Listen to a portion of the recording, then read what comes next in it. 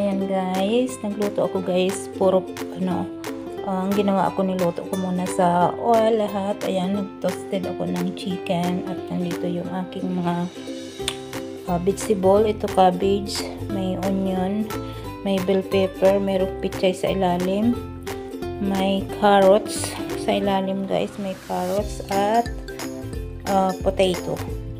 At ito yung ginawa kong sauce guys. So ayan, ilalagay ko lang yan dito.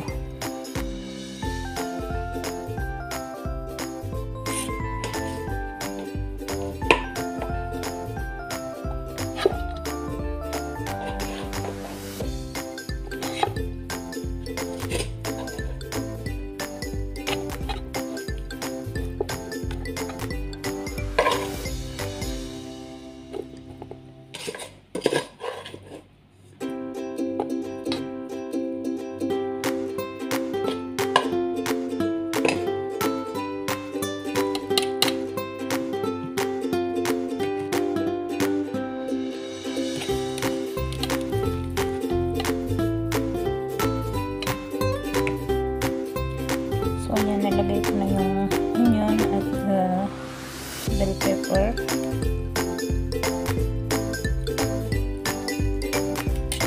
Lagay natin yung carrots dito.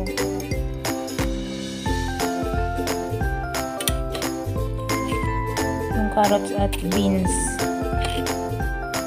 Nagsama ko kasi yung pinasabay ko sa pagluto yung yung beans at carrots. So, ayan na yung beans at carrots, yung cabbage, yung onion, yung bell pepper. At nag-fry din ako ng konting potato. Ayan. And then, ayan na nga guys. Ayan.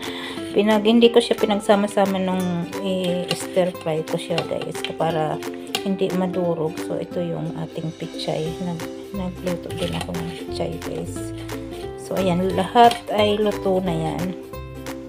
Minix ko na lang ngayon.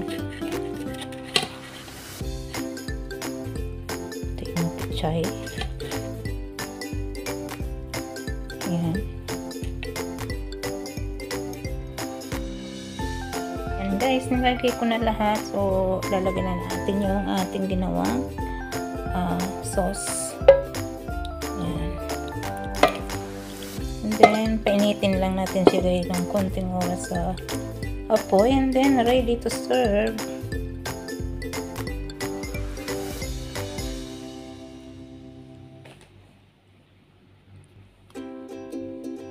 So ayan na guys, lagyan na natin sa apoy yan, mainitan lang ng konti, ay ready to eat na yan kasi lahat naman ay luto na.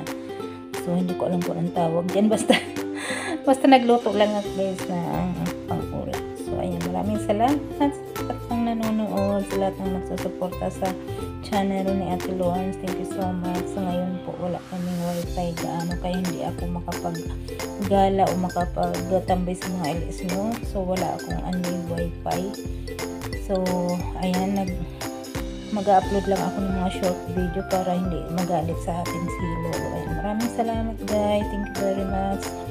God bless everyone.